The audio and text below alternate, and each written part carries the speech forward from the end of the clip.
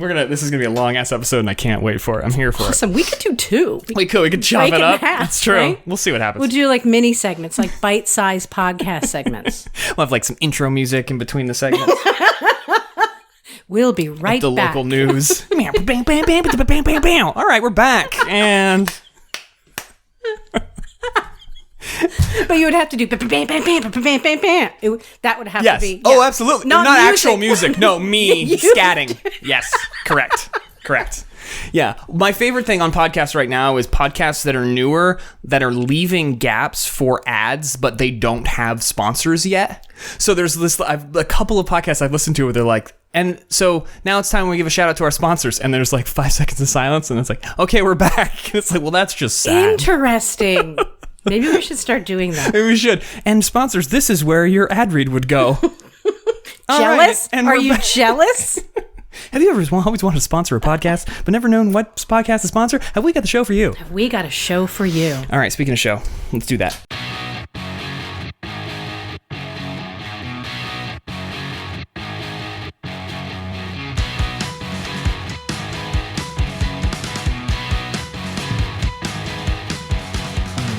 Welcome to Bitter Coffee, a comedy podcast from two friends who are just about over it. I'm Darek Fanton. And I'm Kelly Coffey. Hey, Kelly. Hey, Darek. How's it going? Awesome. Awesome. Glad to hear it. I hope everybody out there is doing awesome as well. If it sounds like there are smiles on our faces, it is because there are. Because we're back. We're back. I mean, we're back doing the podcast. Yes. We're back in front of our podcast equipment. That equipment, however, is in a different place than it was the last time we recorded a podcast. Mm-hmm. You want to tell the people a little bit about that, Kelly? I mean, sure. Let's jump right into it. Well, how are you? Okay, I'm fine. Okay, let's start with I am exhausted, stuff. as people may be aware. I had a child. That child, as it turns out, takes a lot of my time, which is great. That's the thing about parenting that I think is undersold, is that all the time that your child takes is actually pretty great time. But I'm good. You know, I'm a little stressed out. I'm a little tired. It is a holiday weekend. As we record this podcast, it is Labor Day weekend.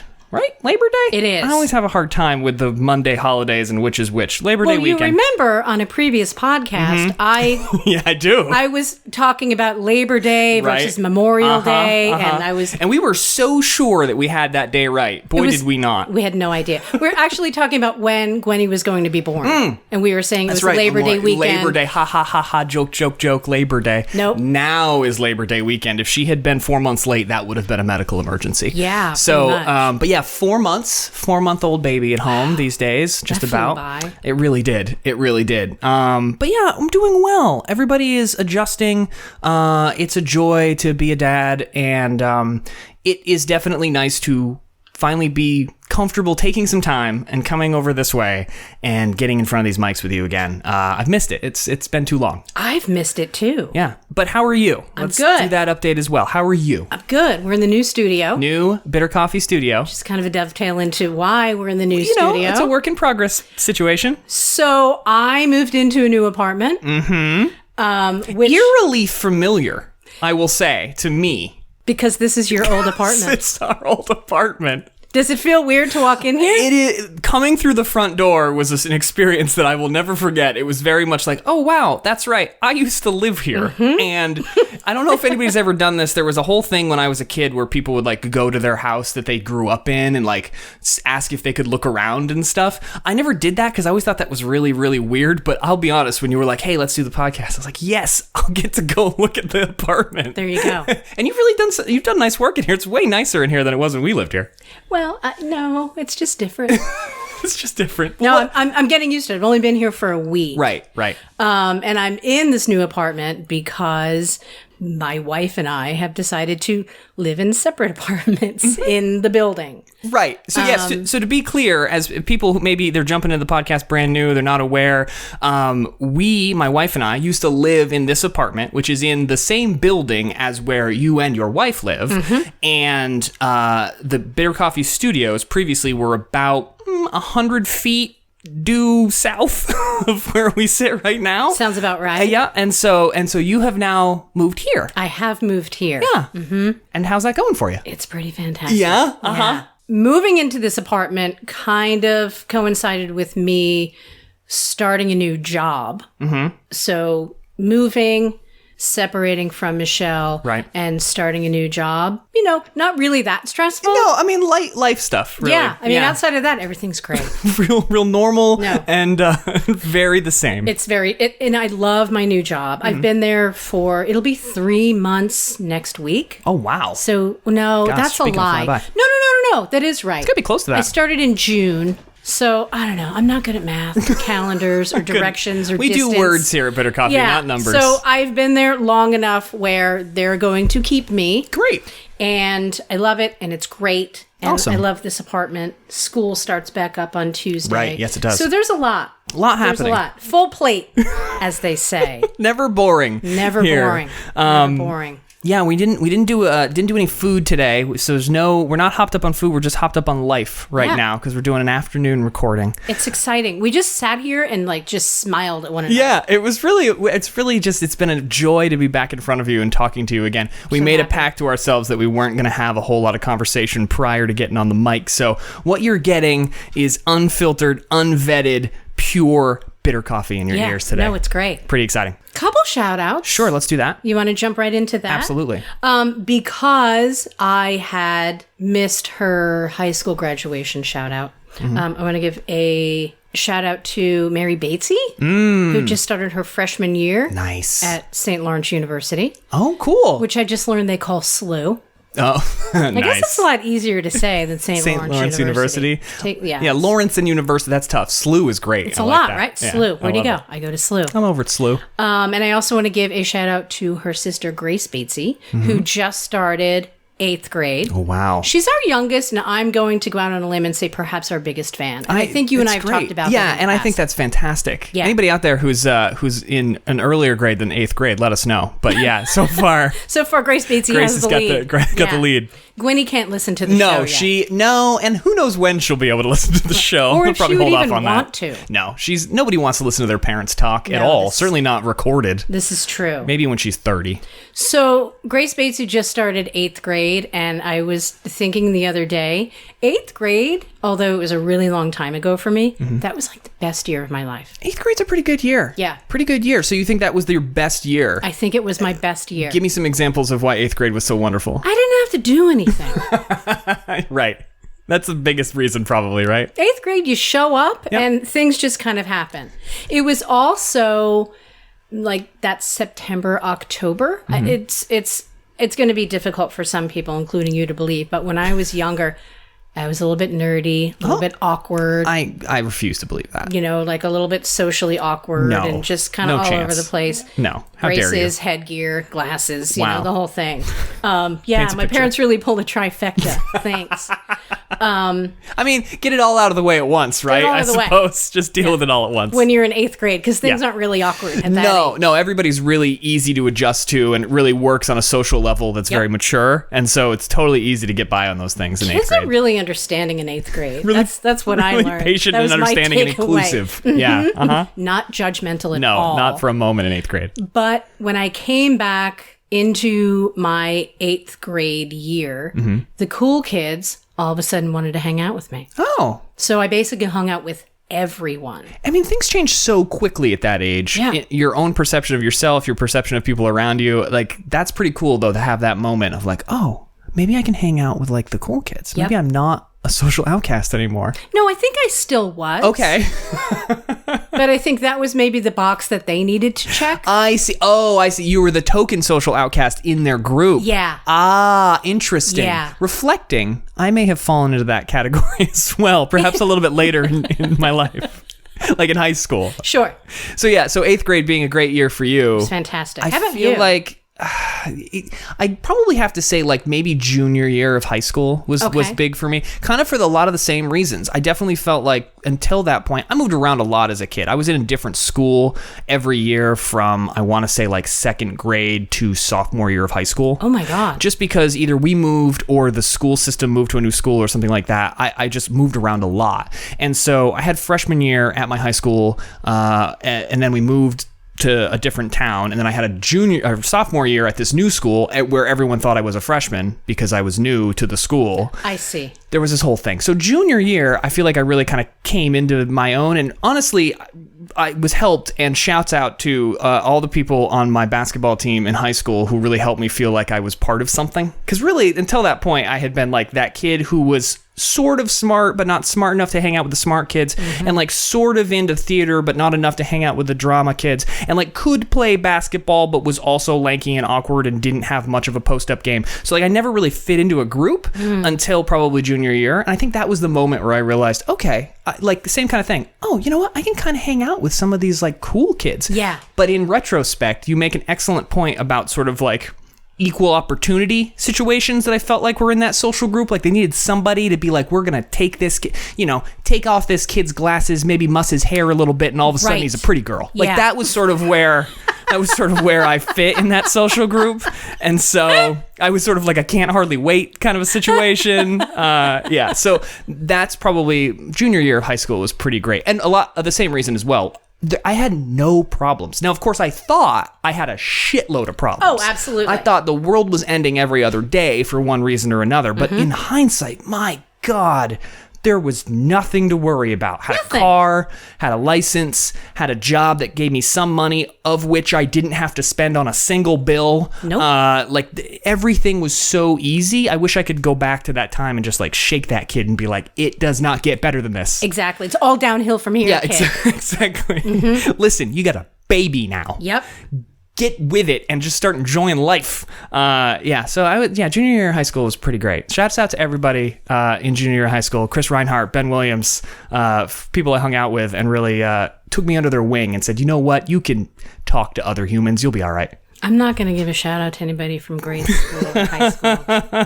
I don't like them anymore. They don't deserve it. They don't deserve my shout out. The thing for me in high school, though, is I was the sober kid. And so this has been sort of my role my entire life as being like the sober kid. I have a lot of great memories of other people who I assume they don't have those memories because they were so hammered at the time. I have a lot of memories of great house parties and ridiculous stuff that probably I might be the only one who remembers, which is kind of a cool feeling. Like I can tell stories to people from that time in my life if we still hung out, which we don't really, but if we did, I could probably tell them stories about themselves that they don't even remember, and that's kind of a fun feeling. Or use it as blackmail. Keep that in your toolbox. What we didn't have was a camera phone. And Thank Christ. Thank God. God bless the people who invented the phone, but thankfully they didn't do that until I was out of high school and mostly out of college. Because, I can't imagine my idiocy and their idiocy being documented in the way that it is today with kids. No, thank you. Can you imagine? No. Oh, my God. I don't need, I have a daughter. I don't need her seeing any of that stuff. Yeah, Thanks very much. I didn't drink in high school. I was one of the few kids that didn't, so I was always the designated driver.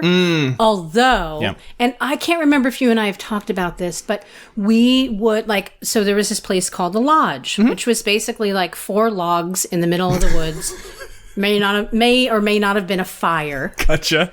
And to create the lodge. The lodge. In air quotes. And every once in a while, we would call the police on ourselves. Oh, interesting to see if we could run away from the police.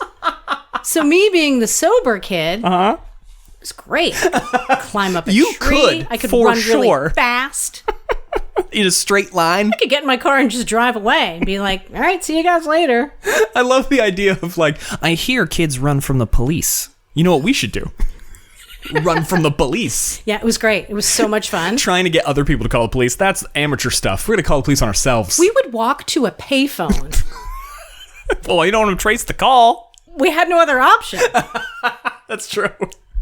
And we would say, there's kids in the woods. And then you'd go back to the woods. And then go back to the woods and wait for the cops. And then when the police showed up, we'd all run. So again, why 8th grade was one of the best years of my life. It'd be interesting because you're not going to press charges on yourselves. No. So really, what's going to happen? Imagine if we did that now. Oh my God. Roll, Homeland Security out for the kids out in the woods. Helicopters. Yeah, exactly. Right? Yeah. Or like a big net.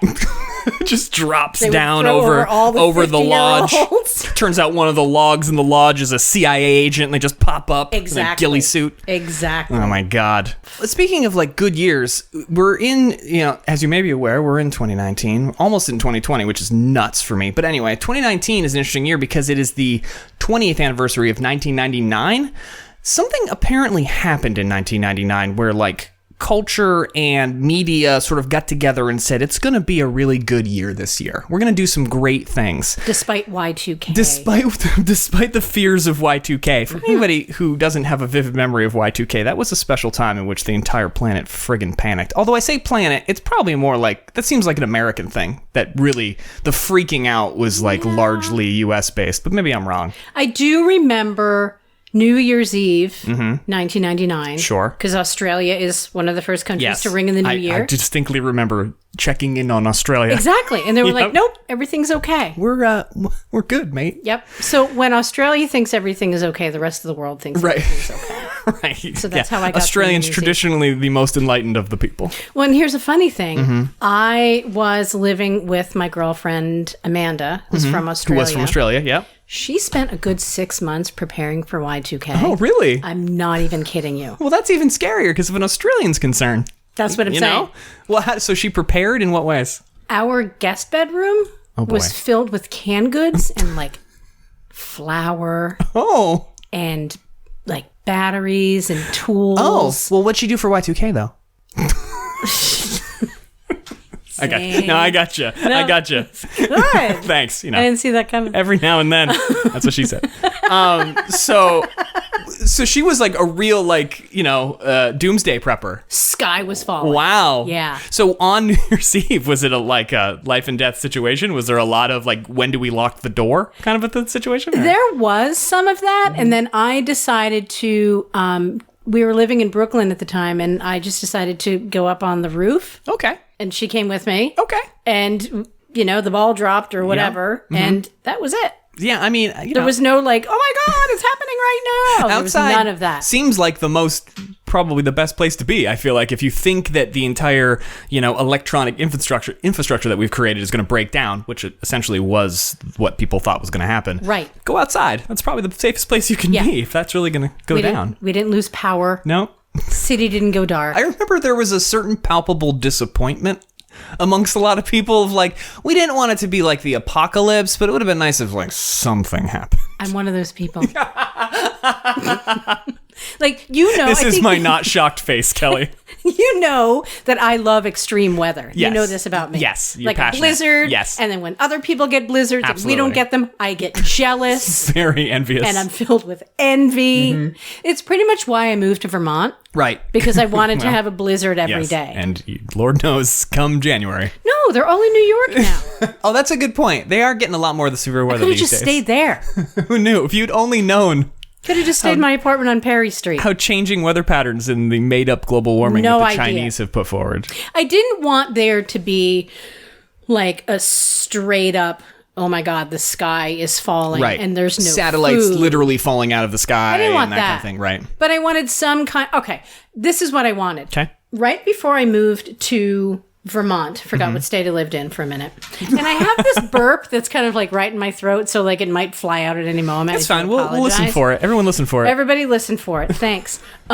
So 3 days before I moved to Vermont from New York, okay, I was packing up my apartment. Yep. And it was during a heat wave. Okay. Because that's what happens in Manhattan. And when you need to move. Yeah. In August. Yeah. Oof. And I had the air conditioner and I want to say the television and maybe like the microwave going all at the same time. Okay. And I tripped over my cord to my computer. Yep. And I had like a box of books or something in my hand. So as I tripped over that cord, all the power went out. Oh boy. And I was like, oh my God, what did I do? And I couldn't understand why me kind of knocking a power cord out of the wall would have any effect. Everything to shut down. But I'm not an electrician. I don't know my these area things. Of expertise. Yeah. I'm not going to start questioning how electricity works. Right. And I walked outside my hallway and I saw that the lights in the hallway weren't on. And then I saw my landlord downstairs. Yeah. And she lived on the first floor, and she's like looking up the stairs at me, and she said, "Do you have any power?" And I said, "I have none." And we looked outside, and there was a pizza place across the street and not a street light. Is it a street light? A street light. A traffic light. Oh, there a you stoplight. Yeah. Yes. So yeah, not a light pole, but a one for traffic. Right. Traffic light. Yeah, traffic light. I don't know what you people call them. You Vermonters. You In New crazy York, we call them Vermonters. street lights. You call 'em- Jersey, those they're known as things. street lights. We Thank call you them very much. Street lights. So that wasn't working. Okay. So I'm thinking to myself, oh my God, I knocked out the power To in the whole entire city. West Village. So come to find out that there was a blackout. Oh, wow. It was on August 14th. Which, in the city, that does happen quite a bit because, people was in the power. entire city. Oh, my God. That's terrifying. Actually, it was kind of fun until it wasn't fun. There was this, pardon me, there was this Mardi Gras type of atmosphere. Right. Because people were going to bars. People were going to restaurants. Restaurants had to get rid of the food because the refrigerators weren't working. Right. So everybody was happy. Eating for free. And we went to a deli. I had friends of mine meet me on my stoop because we had this contingency plan that we put in place after September 11th. Sure. And smart. It worked. Yeah. It was great. Like the plan came together. This is and where we'll meet. This there's is my what we'll people. do. It That's was awesome. Great. That's awesome. And we went to a deli, and they were just basically charging these incredibly high amounts for stuff. I think I paid like $10 for a bag of potato chips, but well worth it. Doomsday prices. Doomsday prices. Yes. And everything was great. And there was, people were drinking in the streets, and people were smoking in bars again because you could. What are they going to do? It's anarchy at that point. Police got bigger fish to fry. Until people realize that now they are drunk and stuck on an island and have no way to get home. Right. So it turned ugly And then pretty it gets quickly. dark, and people were like, oh. It was like 11 o'clock, 11:30, and I was like, wow, this party atmosphere is really kind of taking an ugly turn. Well, just take the train. Oh. Nope. Oh, I'll get on a bus. There was recently a blackout in New York, like a couple months ago. Yes. I remember I was very closely following it on Twitter because that's the kind of thing that Twitter really excels at, is like following live events that aren't, that don't pertain to me in that instance, but it's easy for me to like follow along as people are doing things. Sure. Like New York made it seem like the most wonderful event that ever happened to them, because it was like all the Broadway companies are out in the street singing and like putting on performances, and like people are giving out iced coffees because everybody's hot and like it's okay and blah blah blah. Like you don't ever see like that. And then people robbed this whole block because there were no lights. Things are on fire. Things are on fire. But there's looting going on in Jersey City. Celebrate, everybody. Steal a television. Yeah. But yeah, so we had Y2K, so that was a scare that didn't end up being much of anything. Other things that happened in 1999, though, two big things for Darek's life, and these are very important to my life and continue to be important in one way, shape, or form. Jim Carrey hit it big. I believe 1999 was the year that, and this was a shock to me because I recently read an article that all these movies came out in the same year. Ace Ventura, Dumb and Dumber, and The Mask all came out in the same year, which is really wild to me to think that those three movies, which, again, recalling an article I read a couple days ago, made like $700 million combined or something like that, and really made Jim Carrey a star.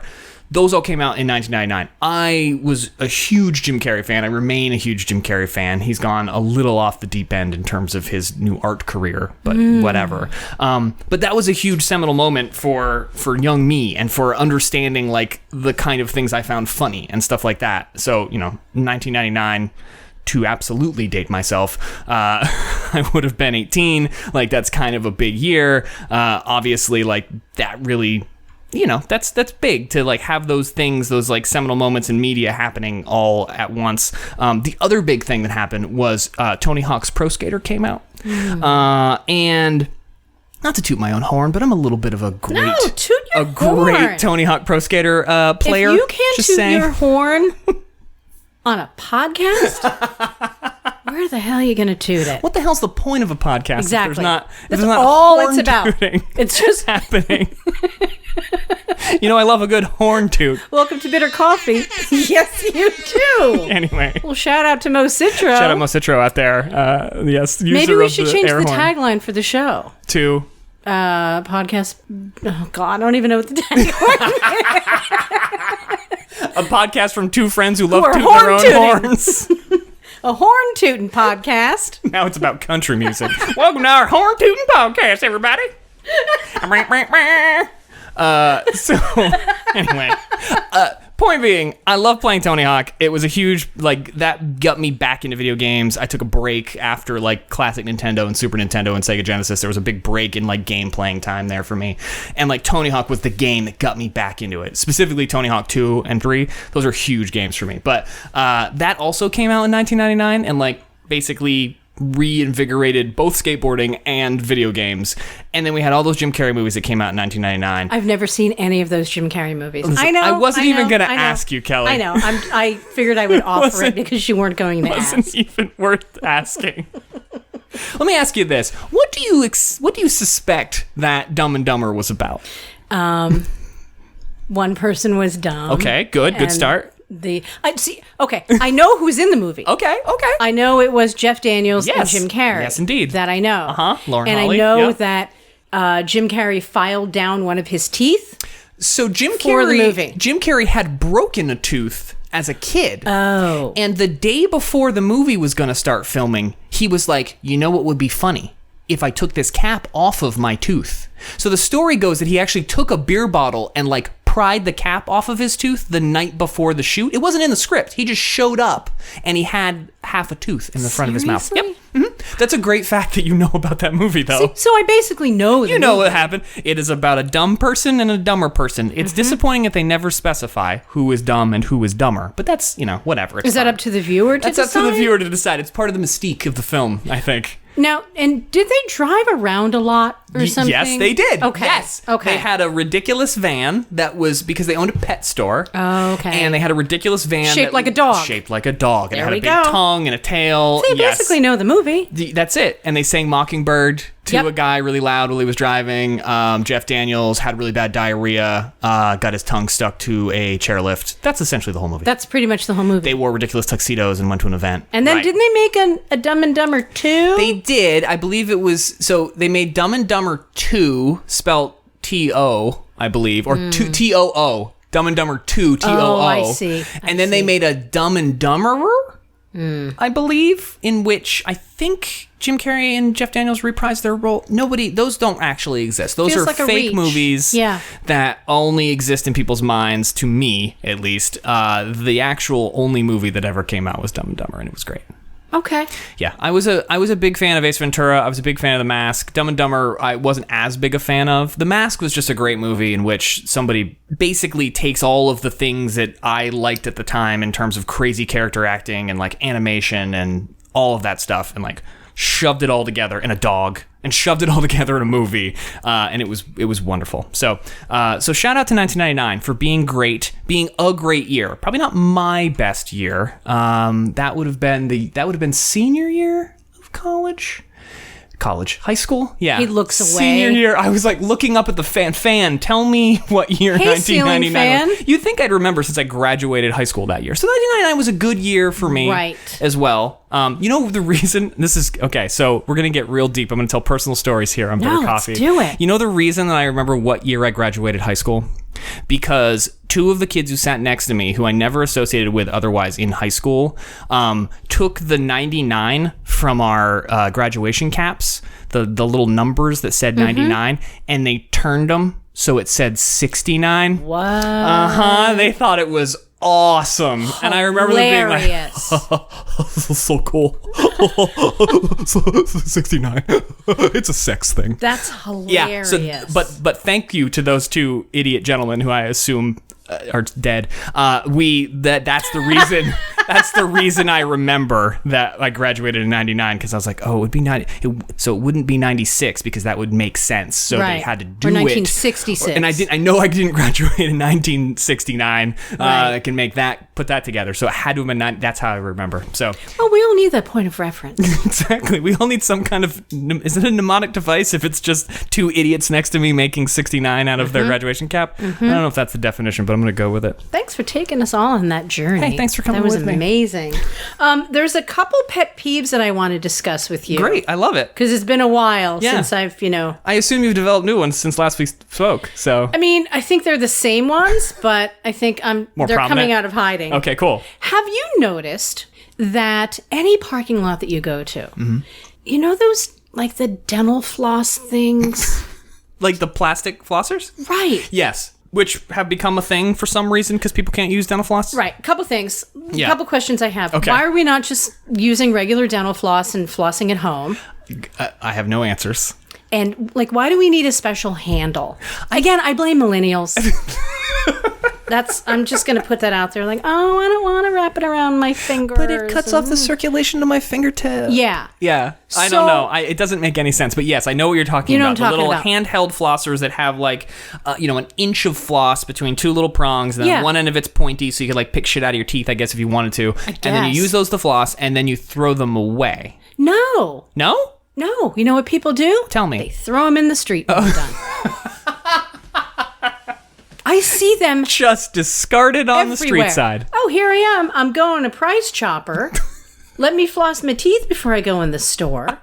And then, let me just discard it here in the parking lot, like some kind of monster. Why are people flossing on the go? I don't know. I understand flossing the dance on the go. I don't understand flossing your teeth on the go. Doesn't make any sense. What in the world? So now I want you to be mindful of this. Okay. Keep your eyes open. I will keep my eyes peeled. Because once you see one, you will see them everywhere. It's kind of like when you buy a car or you have a car and then you realize, oh my God, everybody has this car. There are so many maroon Imprezas out there. Now, what is the name of that thing? I think I'm going to Google it. Is there a term for it or the floss things you're talking about? Yeah, the floss things. Oh, there's a name for it? I would assume it's so. It's Denta something, I guarantee it. Okay. It's Denta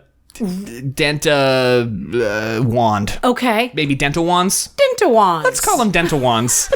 Both a thing for oral hygiene and a character in Star Wars. Hey, Denta-Wand Corporation. If you're looking at... They're Taiwanese based, I would assume. The Denta-Wand Corporation. We're looking for sponsors. Have you ever wanted to sponsor a podcast, Denta-Wand? We've got a show for you. Here's where your ad read would go. Denta-Wand, fucking throw them in the trash. Seriously. Don't throw them in a Why parking lot. are you even doing this outside? I don't know. Is the traveling dental floss the same kind of vibe as I need, Go-Gurt? Go-Gurt doesn't make sense to me either. Why would you need something to be on the go like a yogurt? You don't need your floss to be on the go either, so it's just... Right. Denta-Wands and Go-Gurt containers as far as the eye can see these days in parking lots. And I also find, although this isn't all year, it's basically here in Vermont when the weather is warm for those, 3.5 weeks. I was going to say, where are we going? 2 weeks, 3 weeks? Okay. I find discarded socks everywhere. But just one. Yes. Adult socks. Not like a baby. Right. Children's socks I could understand. Those folks throw those things off left and right. But single adult socks. Single adult sock. That looks like they look rough. Yeah. Right. It's not like, you can understand somebody was doing their laundry. Why someone discarded it. Yeah. It's all balled up and weird or and gross. One flip-flop I find is also a common discarded item on the side of the highway. Can you imagine how many people are driving down the road with their fucking feet out the window that we're having a sock and flip-flop situation on the side of every road in the entire state? I don't understand it either. What is wrong with people? Keep your socks on. The other day, one of the best things I've ever seen on the side of the road, an office chair. Like the ones that you and I are sitting in. Just sitting on the side of the road. Was it out in the safety corridor? Yes, it was. I saw that. I saw that on the way to work. And what did you think? Oh my God, I want to snap a pic of that, but I can't. I was picturing the person who had the office chair in their car. Now, my assumption is we had move-in weekend at the college. I'm assuming it fell out of somebody's truck or whatever. But in my mind, the better story is that someone had been driving around with an office chair in the back of their car for 2 months. and it was their roommates. And the roommate was like, I promise you, I'm going to take that out of the car soon. I'm going to use it. I'm going to take it out of the car. I realize I've been storing it in your car when we moved into the apartment. I'm sorry. I will get it out of your car eventually. And I've been driving around for 2 months.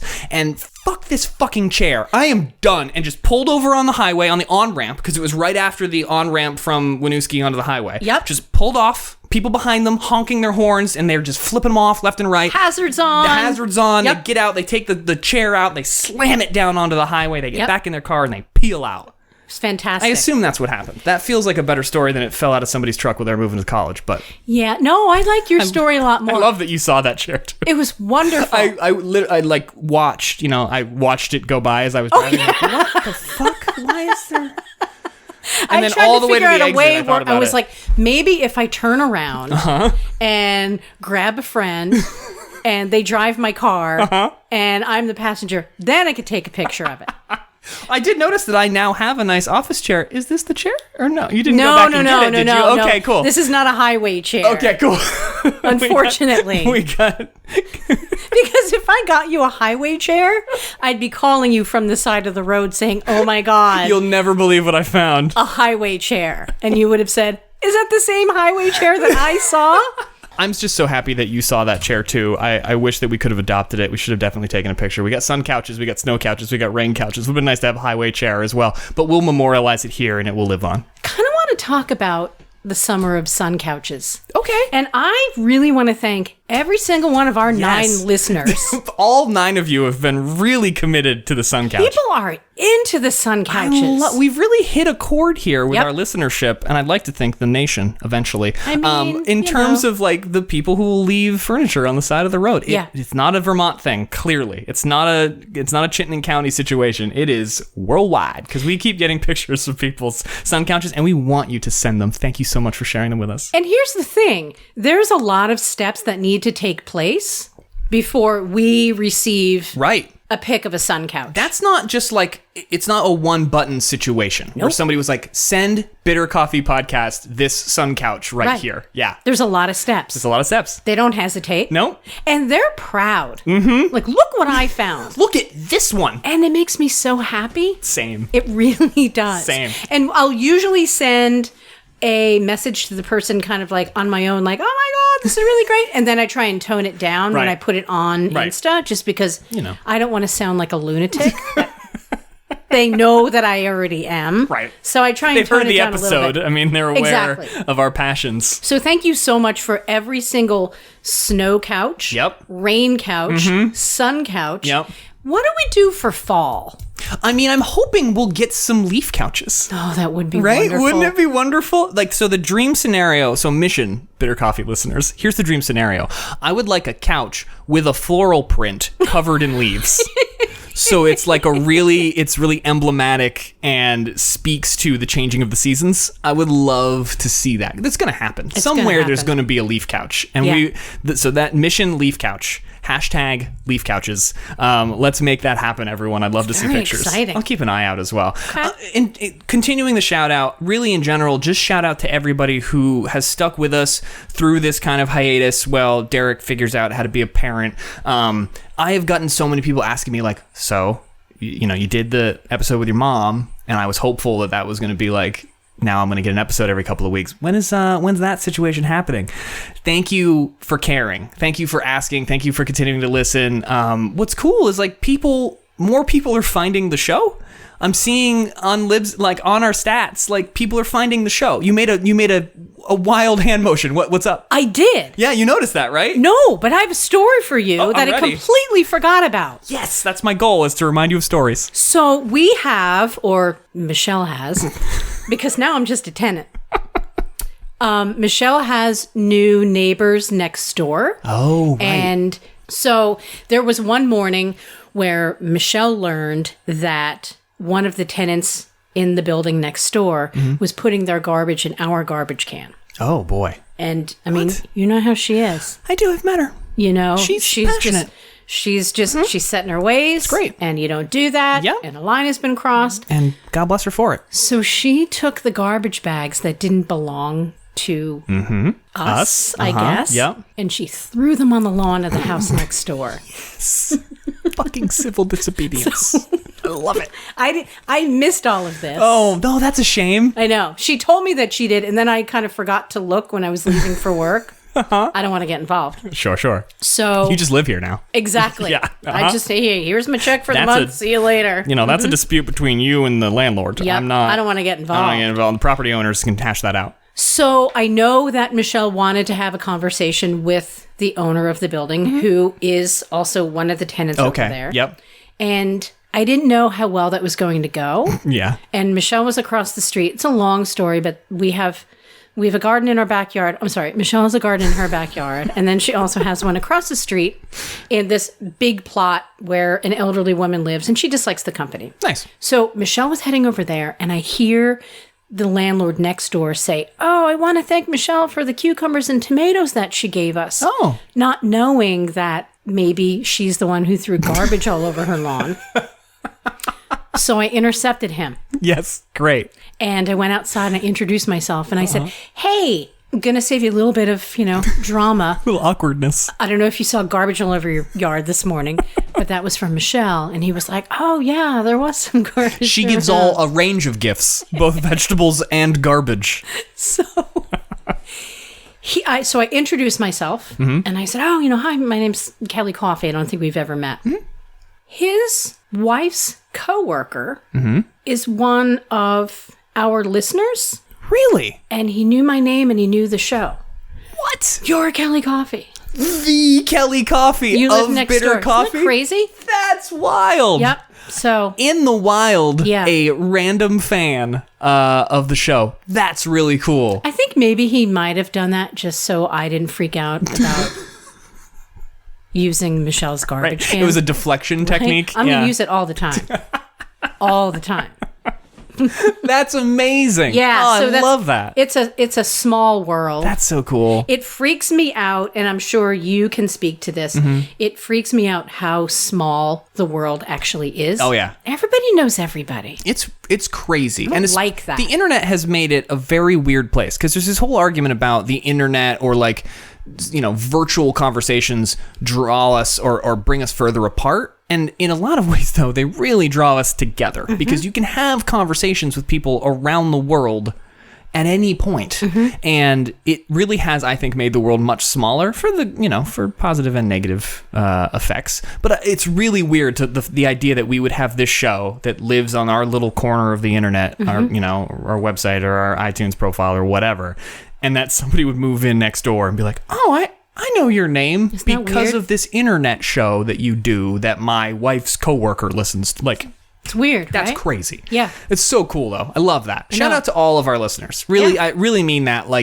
It is one of those joys where I was excited to get back into this. All I want to do these days is spend time at home and hang out with my daughter and my wife and our dog and our cats and just chill and be at home. But the fact that people were asking "Hey, when are you going to do another episode?" That's really cool. Even if it is people I know, I don't expect people I know to like me or to like the show. Yep. That's weird. So it's really cool that everybody's out there listening and really committed to the show. Thank you very much for that. We appreciate it. I'm really happy that you're back. Thanks. I'm happy I'm back too. Super We're excited. gonna hopefully make this a regular thing again. I'm not gonna commit to a release schedule just yet, because who knows. We'll get there when we do. It's gonna be more regular. I will commit to that. It's gonna be more than once every 2 months. Look at how long Mindhunter took to come out. I'm still tuning in, Jesus. right? That's so true. The internet lost their mind about Mindhunter. Because talking TV. All right, let's get, remember that time when we had segments and shit on this show? Remember those days? That was those season 1. Halcyon days of having goals? Season 1. That's a great point. Harkening back to early episodes of season 1. All right, so Mindhunter. There's apparently, and I'm just coming in kind of cold to this conversation. My wife loves Mindhunter. We have watched both seasons now. We watched season 2. I have coworkers who love the show as well. Apparently, the internet was very divided about this because there were so many people who were like, "When is Mindhunter coming back? Oh my God, Mindhunter's finally coming back." And there was this whole segment of the internet who had never heard of the show. And we're like, what is this Mindhunter show that people keep talking about? So here's my theory. My theory is that it was very intentional that it took so long for them to make season 2 of Mindhunter so that they could build buzz about the show from the exactly people what who we did with this really show. love the show. Exactly. Yep. We talked about it on the show. We're like, when is Mindhunter coming back? Can't wait for season 2. Yep. It's amazing because I think more people ended up watching the show, both season 1 and season 2, because of all the people who were like, what is this fucking show that people won't shut up about coming back? Very interesting. So I had a coworker who had this exact experience. Like, people kept talking about season 2 of Mindhunter. I was like, well, I guess I got to watch season 1 because everybody seems so excited about it. For anybody who's not familiar with the show, it's basically like the birth of defining what a serial killer is and how serial killers operate. The idea that that was a thing that a person could be would be someone who would be compelled to commit serial murder. Light stuff, very, casual conversation. But it's basically two FBI agents who interview serial killers in prison and talk to them about like what their experiences were and why and all that, trying to build profiles of these people and figure out how do we identify them and stop them in the long run. It is a fascinating show. It is very interesting. The murderers and the cases that they're talking about are real. So like the situations are real. They're not actually talking to the murderers, but like... Well, they are in season 1. Well, yeah, that's true. Yes. So like... Well, the characters that are playing the characters. That's my point. Is that it's not like they're not actually talking to Jeffrey Dahmer, but like they're talking to someone playing Jeffrey Dahmer. The show is fantastic. I would recommend it. But it's interesting. Speaking of shows coming back, you may not even be aware of this. Did you know there's a new episode of The British Baking Show? Yes. Came out yesterday. Yes. Netflix sent me a message to let me know. Thank Super goodness excited. for that. Thank goodness for that. And I need to pivot away from the show that I was watching. Handmaid's Town. Oh my God. Have you watched this? We had to stop. To stop. It was too much. I felt like at one point, I felt like I was in like the witness protection program and somebody needed to like pull me out. It was nuts. Yeah. So I finished all 3 seasons. I watched it. I could watch it initially for like 20 minutes at a time. Oh yeah. What kind of like squinting and kind of like, half covering your face. Half covering my face. And then I finally said, you know what? I'm all in. Nice. And I tried to remind myself that it is just a show. Well, but you quickly lose sight of that when you watch what's actually happening in the show. Right. And then you make can parallels. say, So a couple of things that I learned is that I highly recommend the show to everybody, yet also highly discourage anyone from watching this show. It's amazing that a show can do that, isn't it? It's crazy. It feels like great television making. Like you've really accomplished something if people are like, I feel like everyone should watch this, but also I would not wish this on my worst enemy. No, it's terrible. Yeah. And then I also realized that the pillows that I have on my couch, they are the colors of the dresses that the mistresses wear, that blue. Oh man. Right? God. Yeah, it's true. They are. They are. So I can't be a coincidence, Kelly. I have to do some pillow shopping. So and that sounds like a euphemism. So I watched all 3. Hang on. I'm getting over pillow shopping. 1 second. 1 second. Hashtag pillow shopping. Hashtag pillow shopping. I don't want to see the image results for pillow shopping. Nope. I'm sure that's got to be. Don't Google that. No. Okay. Sorry. So. But you binged. Did you binge watch Handmaid's Tale? Like you were saying 20 minutes at a time, but would you watch like multiple episodes in a day? I caught up on season 3. Well, I watched a couple of episodes of season 3 and needed to kind of step back. Yeah. And then was like, nope, I have to finish this. Gotcha. And finished it in like 2 days. Wow. Yeah. See, and that's the great thing that Netflix has done. Dark time in my life. But if I may, for a moment, pivot back to the British Baking Show. This season, they're doing an episode a week rather than the whole series goes up at once. I am torn about this because I think we've talked about binge culture and the idea that you can like sit down and watch a whole show in a weekend, and something like Handmaid's Tale, you probably don't want to do that. And I get that. But like, it feels very much like a tease to release one episode of a show that everyone loves on a holiday weekend, but only the one. Like, I guess you could argue that you're getting people excited for it. Sure. But shouldn't they have done that? They like release one episode last weekend and then put the whole rest of the thing out this weekend. I see. And but then that's everybody how TV can used watch to it. be. It is. You just say like one episode and you're like, well, let's see what happens next week. Totally. And you like talk about it and you anticipate it and everything like that. It'll be interesting to see if that show can build that kind of buzz. I do have friends. I have like shout out to Mariah Hounsel, who has a great photography business. Look her up on the internet. She's very talented. Hounsel Photography. You've seen some of her work. Sure have. She's big into the show as well. And she was talking about the fact that like she wants to talk about this show. She wants to like have other people's feedback about contestants and stuff like that.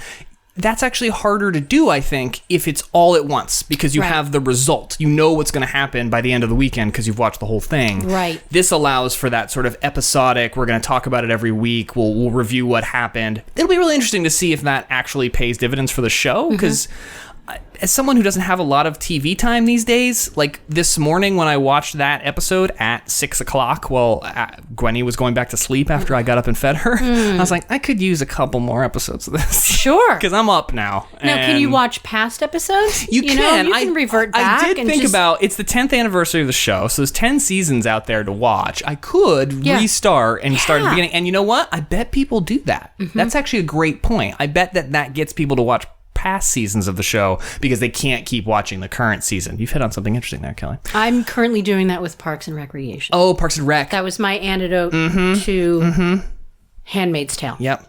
So when you're like Handmaid's Tale, Leslie Knope, you're like, I'm Parks and Rec. Yeah. Nice. So that's how I'm kind of balancing out. Nice. Great show. I've watched a bunch of it, have not watched the whole thing. I feel bad about that. And I might watch The Office again. Yeah, that's always a go-to. You can go back to that. That's really good, like in the background. Yeah. Oh, totally. I'll throw that on when I'm like doing stuff. Do you have a preference for visual things on in the background versus like music on in the background? My wife and I have an interesting division here because she always likes to have a video of some kind playing or a movie. Like if we're cleaning the house, she's like, let's put on Lord of the Rings and just have that play in the background. I can't do that. I stop and I watch. I have to have music on. Like I want music on while I'm doing things at all times. Right. But the like putting a movie on is not, that makes no sense to me. I was like, we should be watching this, but I have to like watch the dishes. It's the whole reason Michelle and I separated. It's a place we just couldn't get past. Yeah, it was video versus audio. Well, we couldn't get past it. It's a good omen. I got to make sure we work that out at home so this sort of thing doesn't happen. And whatever there is an apartment upstairs. Hannah's right. There is. I mean, we have people that just moved in. Yeah. But, we could talk about it. Sorry for the computer noise again, everybody. I don't know what the computer wants. I welcome it. The computer feels like it hasn't been on an episode for months, too. So it's like, I'm going to make an appearance no matter what. So it's your laptop saying, yay. Yay. I like that idea. It depends on my mood. Okay. Whether or not I need audio or video, which is really just audio on in the background. Exactly. More often than not, I will default to music. Okay. Because I'm sort of like you. I'll start watching. Right. That's the danger, is that you're trying to do something, but then there's a movie on and you're like, get distracted. Oh, I'll just watch 10 minutes. Standing there, holding the mop. Yep. And you're like, just watching the show. Yeah, I can't do it. Yeah. But if there's music on, then I feel, I don't know. It's easier for me to get stuff done. Have you met one of these people who says they don't really like music? Have you met these folks? Are they the same people that are like, well, maybe, I guess they're the opposite of, okay, another pet peeve. Sure. And these are probably the people that are throwing those dental floss things all over the parking lots, all over America. Denta-Wand discarders, as they're known. Exactly. People that say, well, I don't watch television. Yes. I don't even have a television. Liar. Yep. If you choose to not watch television, everybody, if you have a computer, you have a television. Yes, you now have a television. If you have a phone, you have a television. Shut up. Yeah. I don't really watch television. I actively choose to keep my media pure and physical only. I don't live in a digital world, and I like to keep my mind sharp by avoiding moving pictures, which being I find really to be boring. derivative. Yeah. I like to be not involved in any of the current conversation. I don't know anybody who doesn't like music, although I do know people who, if I mention a band, they're like, oh, I don't know who that is. And then I immediately, I start disliking that. But is it like Rush? And they're like, I never heard of Rush. Like I could see, like I'm into bands that people have not heard of. If you're into like upbeat funk music, with like good vocals, Lawrence, the band, look them up. They're fantastic. You should check them out. But they're not well known. And so I wouldn't fault anyone for being like, oh, I don't know who Lawrence is. But if I'm like, I was listening to like the Rolling Stones the other day, and they were like, "Who's this?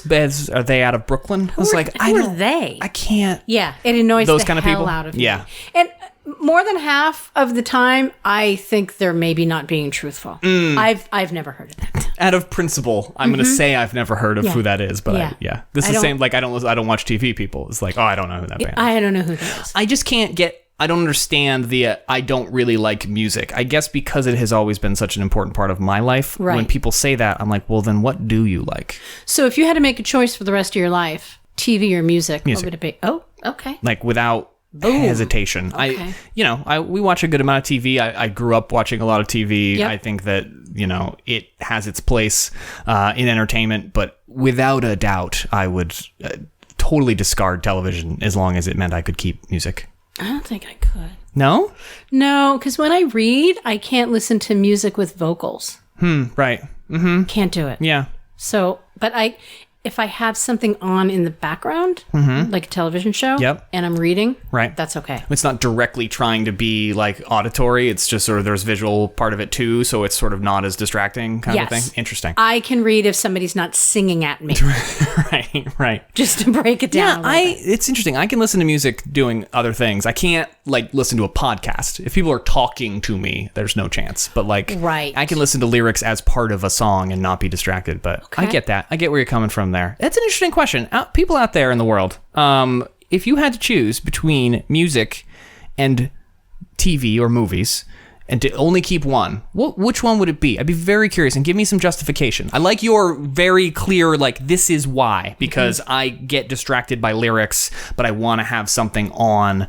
If I had to choose, it would make more sense if I had something visual on versus having music on. That's a great justification. For me, music is a thing that can change my mood unlike really anything else. And so I can change the way that I feel based on listening to music, stuff that I've known in the past or have a connection to emotionally or in my life. And so like that, without that, I don't know what the hell I would do. Because we had hitting the mic. We had a class in college, and they were asking about, it was a music class, but they were asking about sort of how does music impact your life? And at the time, I was making, this is the nerdiest thing, I was making beats out of this program called EJ, which was like a DJing program on your computer. You'd like mix samples together and make songs out of it. I see. And I remember in college, that was like the thing I did when I was feeling really anxious. It was like, it wasn't great for my schooling because I would have like a paper due that I wouldn't have done. And I'm like, oh, I'm really stressed out. I'm like, rather than write the paper, I'd like make a beat in this program. And so anyway, they were asking like, well, how does music impact your life? That was the thing where I was like, that is something that I would need. I need to get those things out of my head. I need to have something to focus on for those 20 minutes or half an hour or whatever, make that beat, and then I would move on with my day. Like, without those kind of things in my life, I don't know what I would have done. Did they call you Darek Beats Phantom? No, I will say that's a real missed opportunity. I think, you know what, moving forward, that's exactly what I'm going to call you. I mean, there's worse nicknames. Can I call you Beats and with a Z? But in my mind, I'm spelling it BEE. Right. T-Z. I was imagining like a beat. Yep. Like, yeah. I can't wait to leave a voicemail for you. Hey Beats. Hey it's Beats. Kelly. What up, Beats? Nicknames are a whole episode. But the way that nicknames are born, like, that would be funny if you just were around other people who we know well. Like, if Hannah came over and you, like, started referencing me as Beats, it would be hilarious to be like, hey, Hannah, how are you in Beats? How's Beats handling being a new dad? What? You know who's a great dad? Beats. So random. I call one of my good friends, Kevin, listener of the show, fan of the show, shout out Kevin. I call him Money, and honestly, I think that came from a time when he didn't have a lot of like money? Fiscal response. No, like unfortunately it was the opposite, where he had like not a lot of fiscal responsibility. I see. And so all the money that was coming in he could just kind of spend. So every time I met him, he'd have like a new thing. And I was so like, that was like your junior year of high school. Yeah, yes, exactly. When there were no financial responsibilities. Yeah, right around and that he time. had a car, shortly thereafter. Yep. And he made a little bit of money like, for himself. New audio equipment in his car all the time, and like a new audio receiver or whatever. And start calling him Beats. I started calling him Money, and it just stuck. And so now I call him that. And I still call him Money? I do. Like on the golf course, like we're playing golf this weekend, and we played a couple weeks ago. I still call him Money. That's just the name I use for him. And it just kind of happened, and he never objected to it. And so that's just how it stuck. Those kind of nicknames are the best. So listen, let's go with Beats, but only you. Okay. Kelly. Okay. Not you, listener. I'm not interested. If somebody at work calls me Beats, I swear to God, I'm coming back here and I'm writing you a sternly worded letter, Kelly. Okay? Are you going to sign it Beats? Fuck. Damn it. Sincerely, Beats. Best Beats. Best Beats. Best wishes. Best wishes. Beats. It shouldn't be that funny, but it is. Oh, man. I'm Beats Fenton. And I'm Crickets. Welcome to their Coffee Podcast. I'm Beats Fanton. And I'm Crickets. I'm Crickets. Jesus. Your face when you said Crickets. You got all cross-eyed. That's how I imagine Crickets. I'm Crickets. That's how I imagine the person with that voice is looking. It's kind of cross-eyed. I'm Crickets. It's not a video podcast, but I'm definitely crossing my eyes hard when I say crickets. I didn't go to the fair this year. I wanted to talk to you about the fair because we had a long conversation at work the other day with a couple of folks who are new to the area who had never been.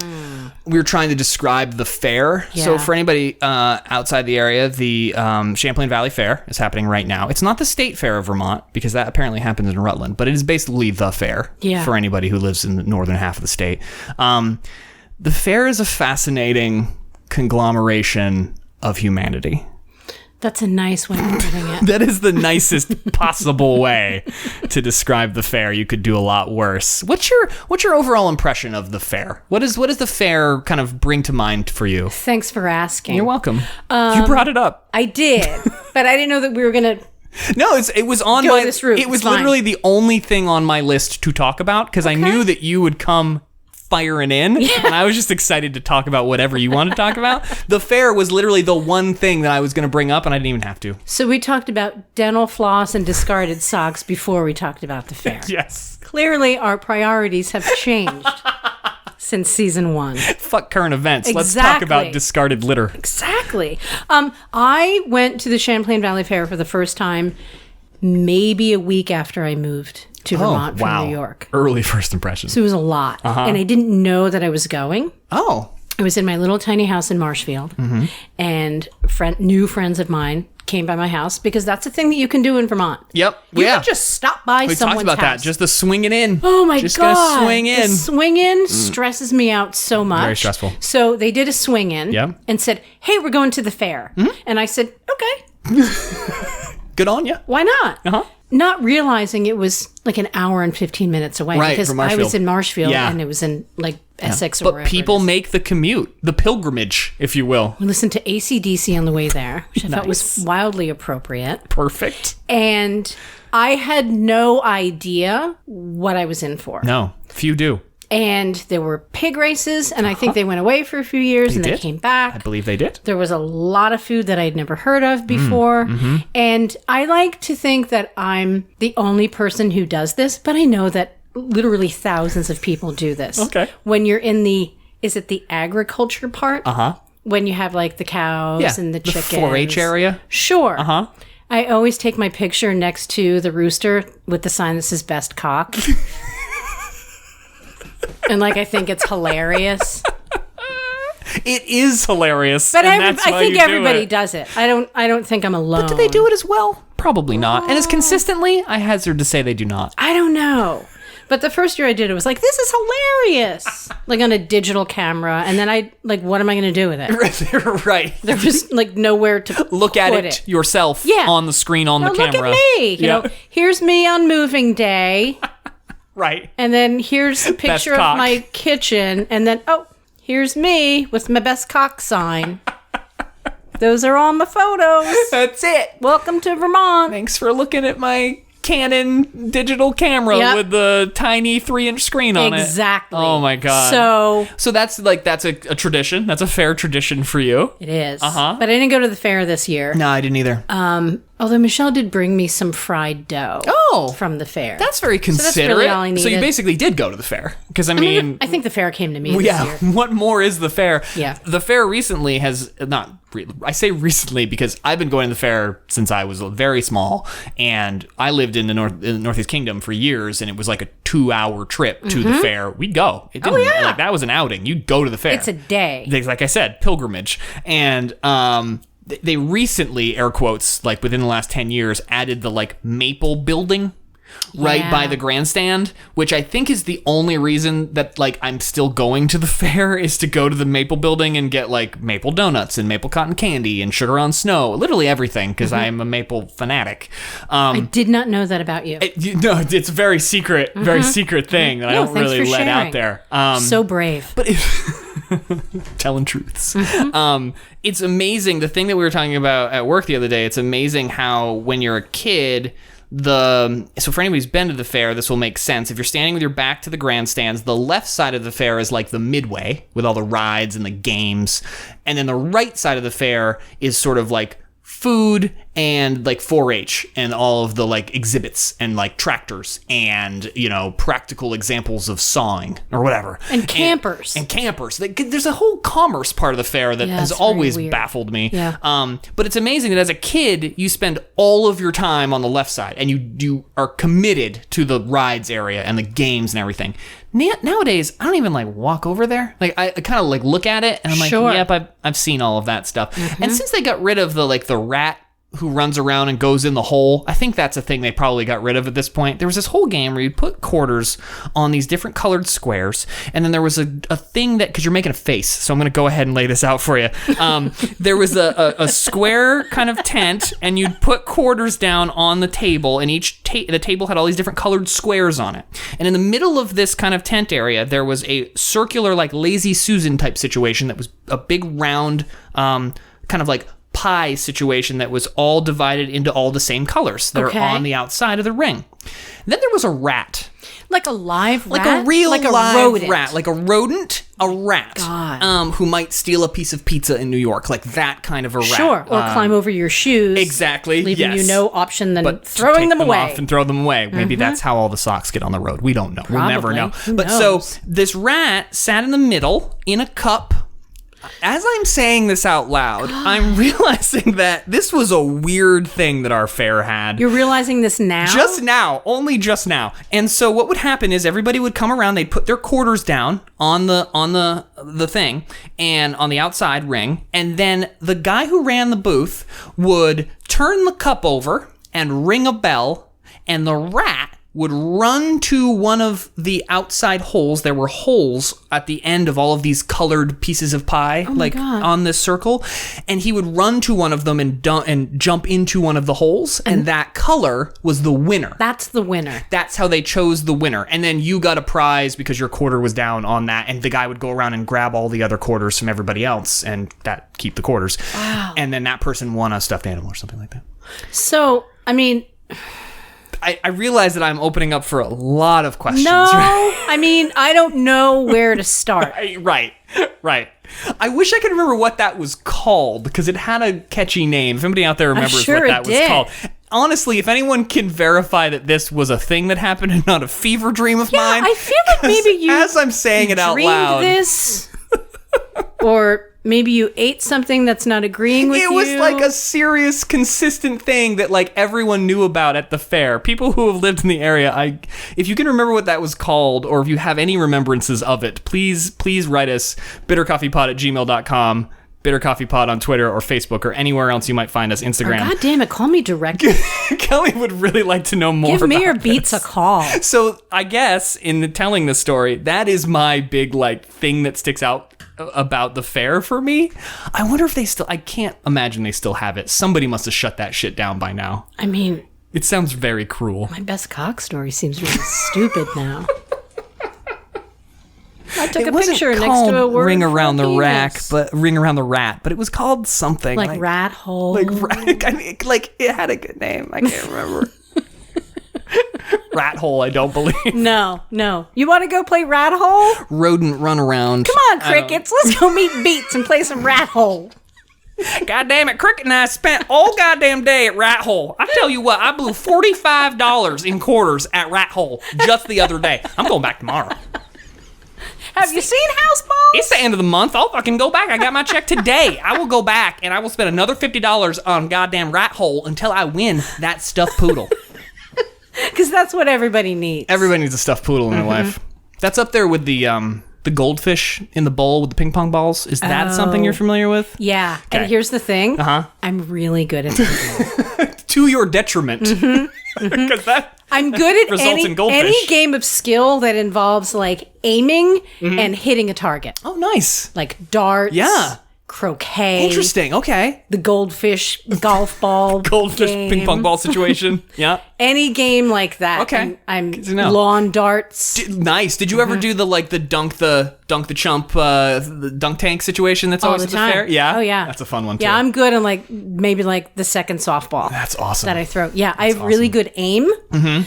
That's pretty much my only skill. Superpower, really good aim. Like I can you and Bullseye. Yeah, that's it. Yeah. That's it. It's fine. We should probably wrap this up and let people get on with their lives. We Kelly. could do that. All right. Well, Yeah, we could absolutely do that. It's been an absolute blast. Same. Which is not in any way a surprise to me to be back here doing a podcast with you. Feels good. Thank you for opening up your new home to us. Your old home. Me and the listeners. Yeah, exactly. My old home. It's been great to reminisce about old times and hang out in here.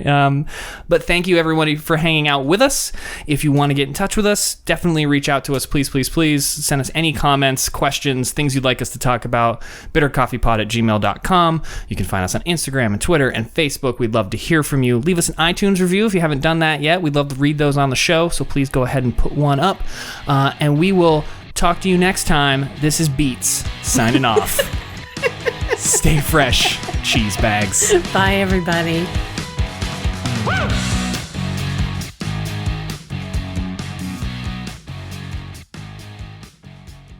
I really appreciate the patience. I know that I am passionate about this show, so I know that what it would be like for me if I was like, when are we going to do a new episode? And you were just like, when we get to it. We're going to do a new episode.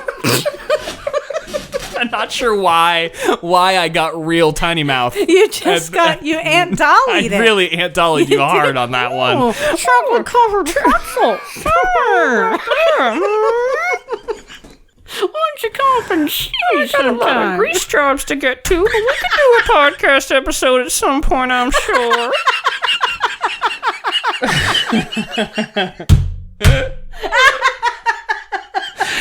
Oh, man. We've really covered some ground on this podcast. We did. Over time. Right? Both this episode and in general. We've talked about a lot of things. We're pioneers is what we are. Something. God. Just gotta Damn it. keep from getting dysentery as pioneers. Jesus Christ. Always fun, Kelly. This feels great.